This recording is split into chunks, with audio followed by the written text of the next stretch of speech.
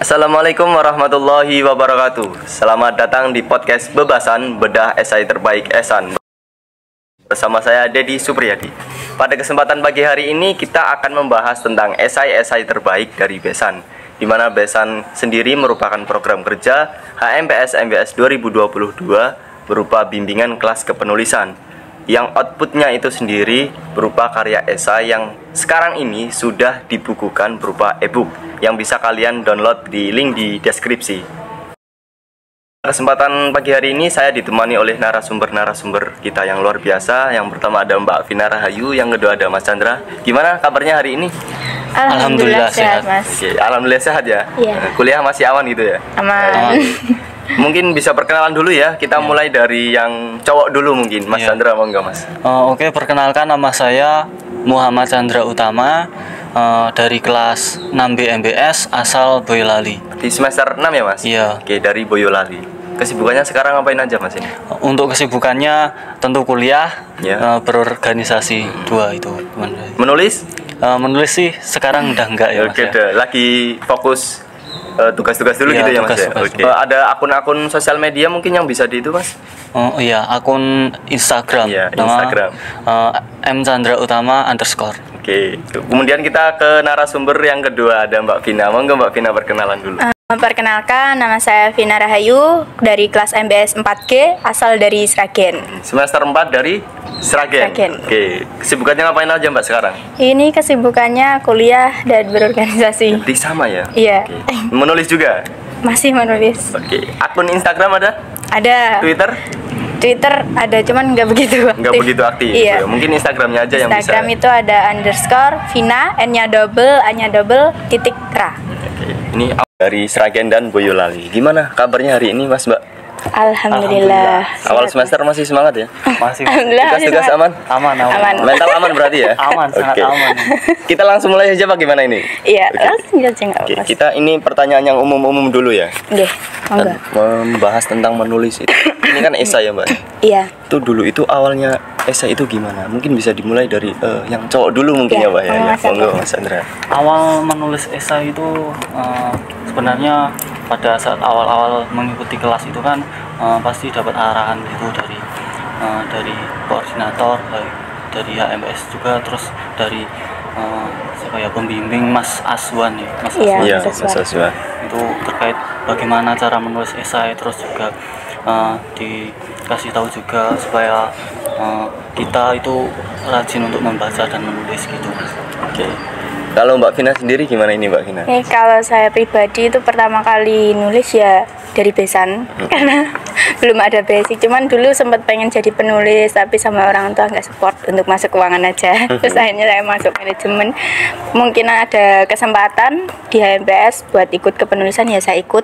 Ya udah mulai nulis dari Besan itu.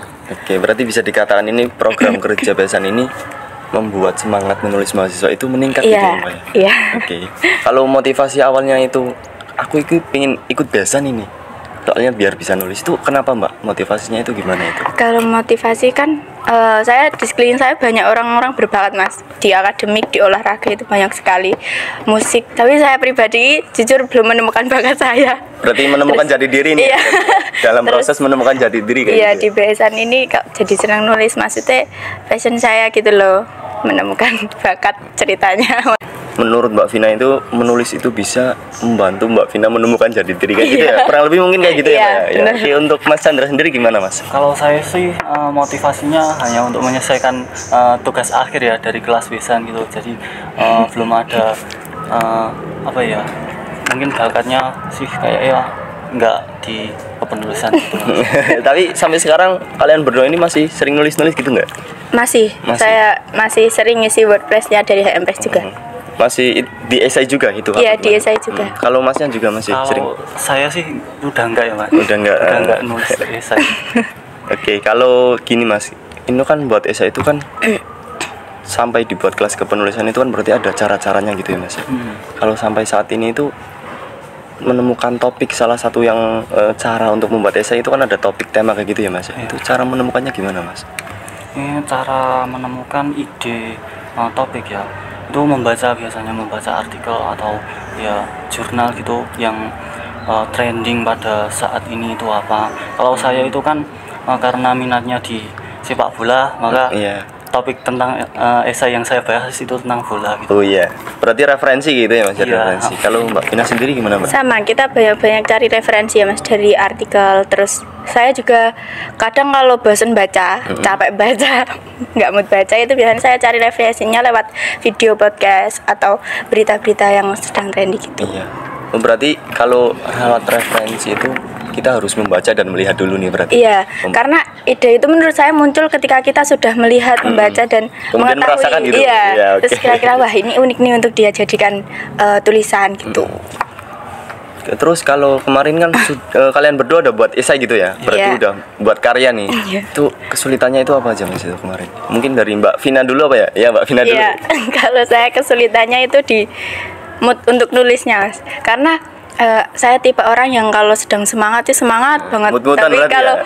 sedang malas ya malas. Jadi kalau sedang nggak mood baca ya udah pasti stuck di situ. Karena kan kita nggak ada masukan materi untuk mengembangkan kalimat di esainya sendiri. Berarti gitu. ini perempuan banget ini. Berarti dalam segala hal itu perempuan itu harus mood dulu ini. Iya. Mungkin kalau dari Mas Chandra ini Kalau saya itu kesulitannya masih sama sih ya, sama umum lah, yang umum pada pemula penulis esai itu. Jadi ya kesulitan untuk apa ya, melanjutkan paragraf hasil yang udah dikerjain gitu Mas. Jadi untuk paragraf selanjutnya itu saya bingung. berarti Mau bahas apa lagi gitu ya, nyambung Mas? rangkaian paragraf-paragraf itu ya Mas yang agak bisa ya. Oke. Oke.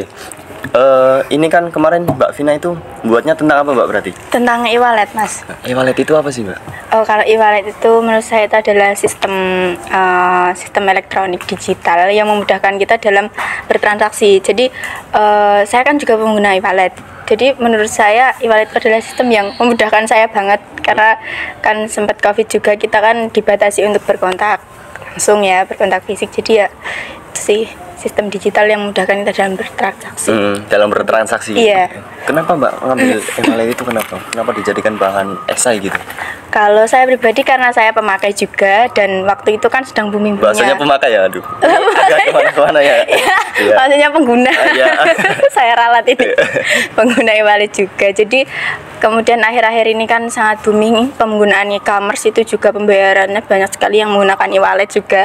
Jadi ya unik untuk saya angkat. Jadi ya udah kita masukkan dalam esai.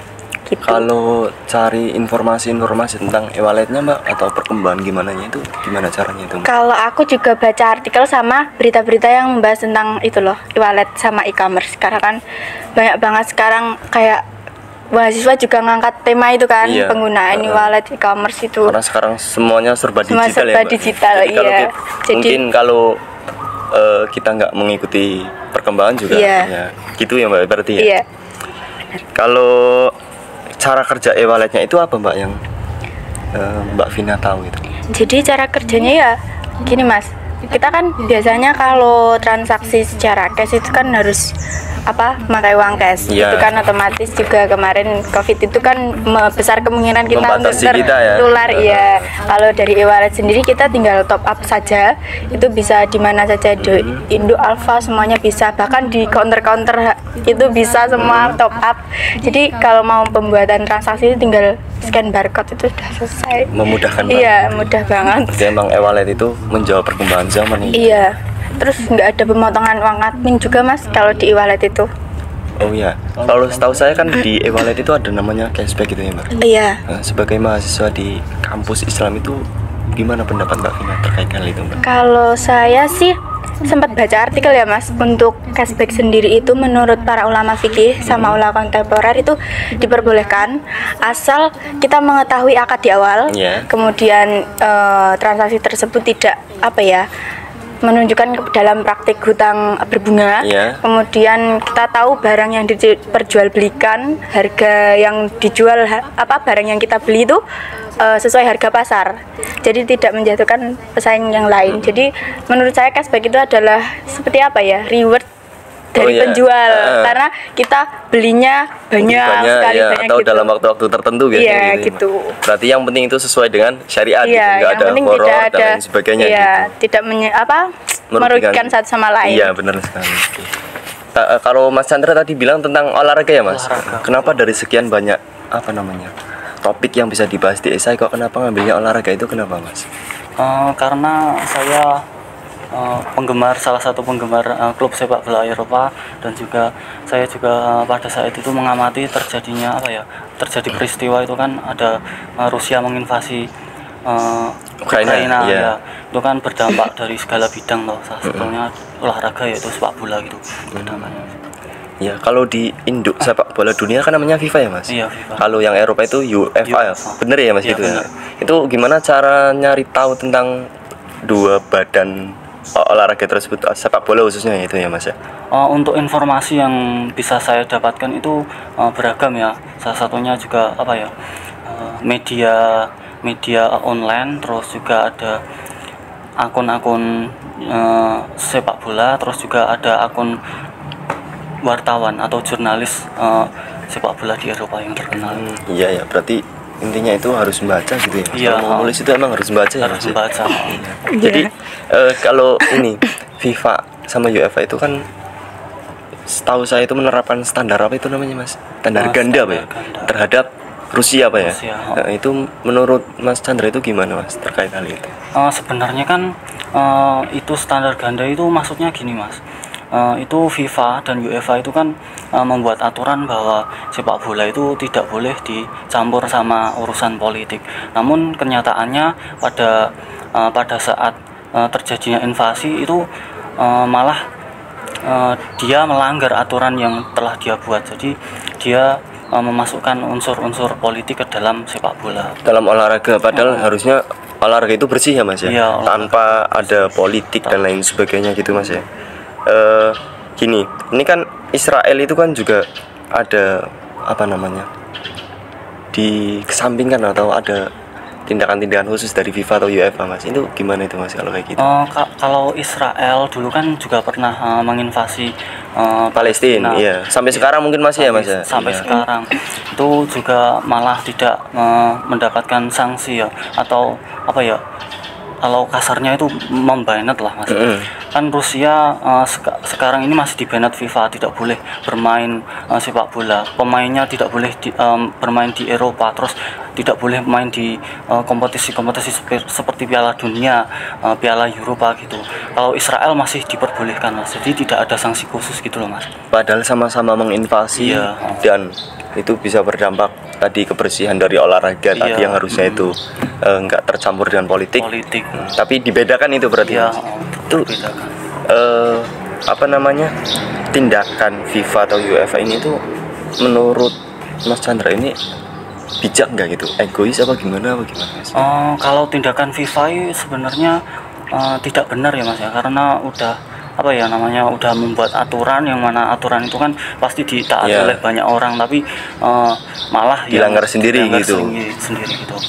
Jadi merusak citra sebagai asosiasi terbesar di dunia. Jadi ini esai Mas Chandra itu kan membahas tentang olahraga. Khususnya sepak bola ya Mas. Iya. Dan kaitannya dengan tadi UEFA, FIFA yang mengeluarkan kebijakan-kebijakan gitu. Jadi dari sekian rangkaian esai-esai yang Mas Chandra buat itu apa Mas hikmah yang bisa kita ambil gitu loh? Mungkin yang bisa kita ambil ya, kita tidak boleh maksudnya tidak boleh melanggar aturan atau kebijakan yang telah dibuat sendiri gitu, bersikap adil gitu dalam menyikapi suatu kejadian gitu Mas. Berarti harus maksudnya harus konsisten gitu Mas ya. Iya. Nggak boleh kalau udah A ya A gitu loh.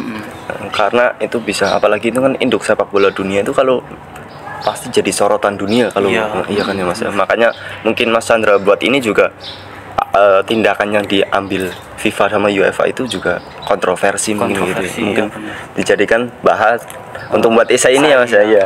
Oke, kita kembali lagi nih ke esainya. Jadi tadi kan kita bahas tentang karya-karya kalian berdua ini yang luar biasa. Ini kita bahas tentang esai lagi.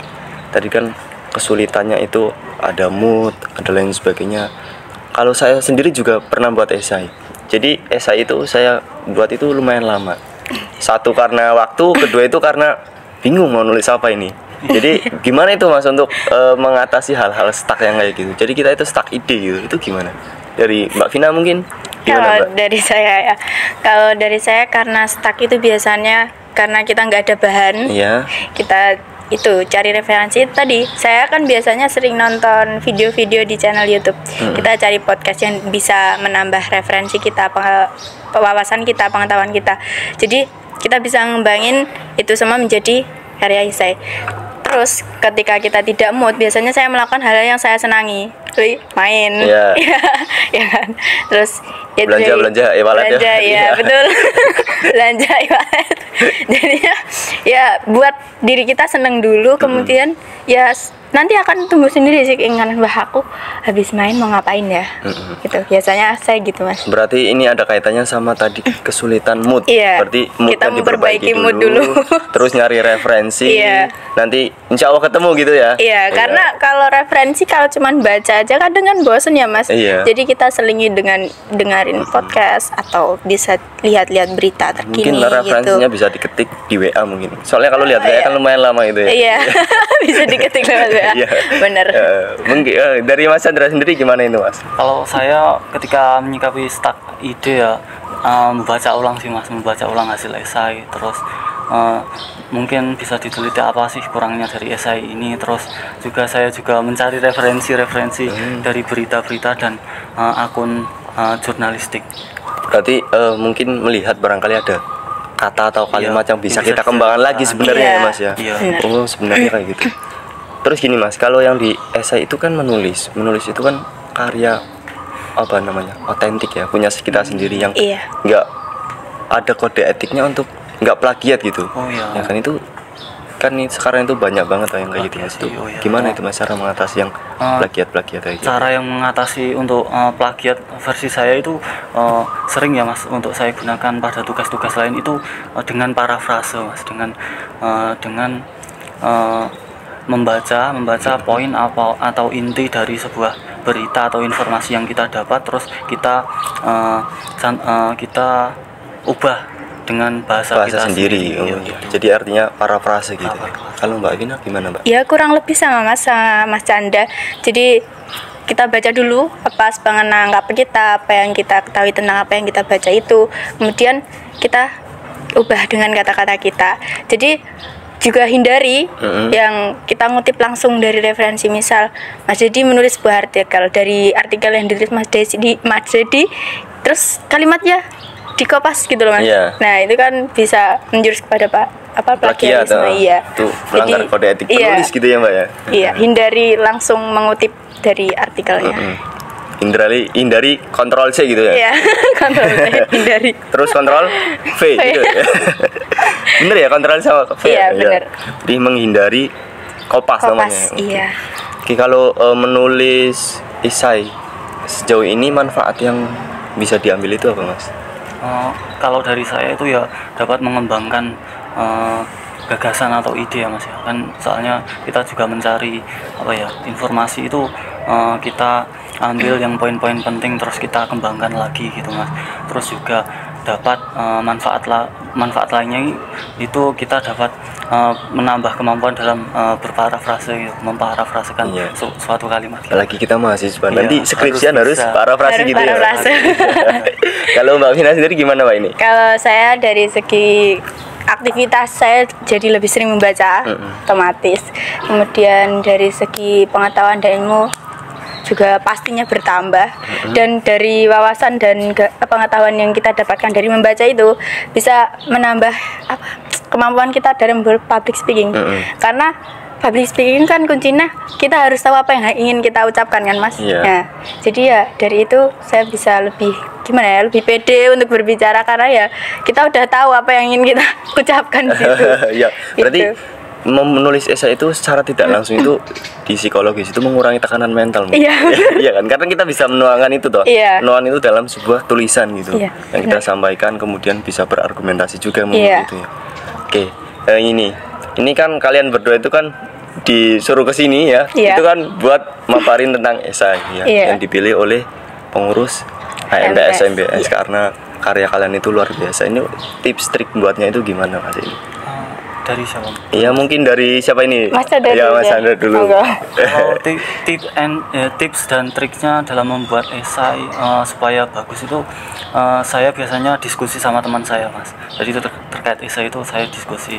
Terus kalau ada kesempatan kan dalam kelas besan esai itu sebelum penyerahan fiksasi itu kan ada namanya proyek ulang ya, Mas ya. Iya. Sama pasti dikaji ulang lah apa kesalahannya gitu, Iya. diteliti kalau ada sama pembimbing gitu, kita lebih aktif gitu, Mas, lebih Berarti bertanya gitu. kalau yang kurang kita bisa tanya, nanti kalau ada solusi kita ada bisa yang kita- perbaiki lagi ya gitu ya, Mas. Kalau Mbak Vina? Kalau tips and triknya yaitu minta saran dari cekin dari teman-teman juga sih, aku kemarin suruh teman-teman baca. Jadi bagaimana teman-teman itu baca esai kita tuh bisa sampai selesai. Tertarik gitu? Iya, tertarik gimana caranya. Jadi untuk tipsnya ya jaga mood juga, karena mood itu berpengaruh kepada Lagi-lagi mood tulisan. ini. Kayaknya mut-mutan banget itu. Karena berpengaruh pada tulisan. Iya. Jadi ya Tulisannya nggak mood Ketika- nanti.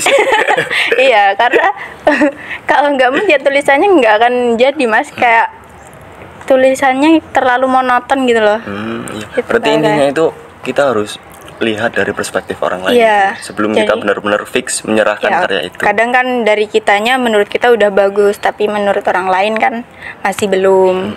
Tuh. Oh iya, dengar-dengar ini kepengurusan ini HMS tahun berapa ini berarti, Pak? 2023 dong. 23. Ini mau ngadain besan lagi. Iya, katanya ada ada besan lagi besan. Nah, ini biar keluar output yang bagus-bagus kayak kalian itu mungkin ada saran sih? Minta itu Minta, apa namanya? Semangat tuh ya. semangat Atau untuk pesan teman-teman ya. Sekalian buat apa namanya closing statement namanya dari iya. siapa dulu ini? Tadi perkenalannya dari Mas Chandra, berarti dari Mbak Vina mungkin. Iya. Untuk teman-teman yang belum menulis, ayo coba menulis, siapa tahu itu menjadi bakat kalian seperti Iya. saya.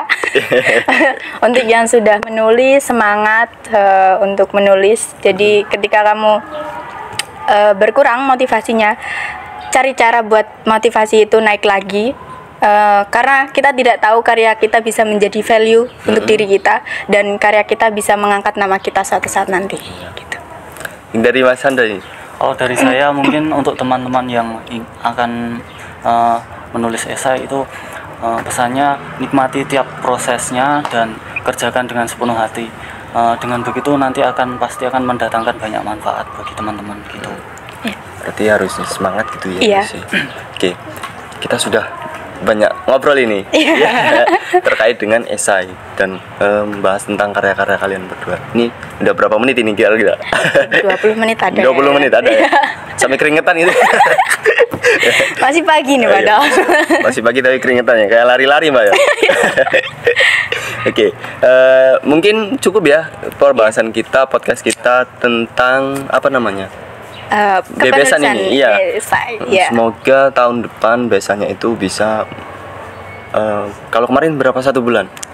Iya, Satu satu bulan. Mungkin bisa lebih lama lagi, Iya, biar amin. karyanya lebih bagus lagi, Amin. Bisa pengikutnya terbit lebih banyak lagi. Bukunya secara fisik Iya, ya. kalau kemarin kan bentuknya masih e-book. e-book ya. Berarti ada nama kalian berdua dong. Iya toh? Iya ada. Oke, namaku nggak ada. Kalau mana Iya. coba lagi tahun depan, Mas. Ini kesempatan. Jangan lupa kabar-kabar gitu Mbak ya. Iya. Oke. Mungkin cukup sekian ya. Saya ucapkan terima kasih buat Mbak Vina, Iya. buat Mas Chandra. Semoga lancar, ini udah semester 6 berarti sudah persiapan Mas buat Chandra. skripsi. Iya. Mbak Vina juga jangan lupa jaga mood ya Mbak ya. Jadi itu saja teman-teman podcast bebasan kita pada hari ini. Semoga besan tahun depan itu bisa lebih banyak pengikutnya, bisa lebih lama masa pendidikannya, outputnya lebih berkualitas tentunya ya Mbak ya. Iya.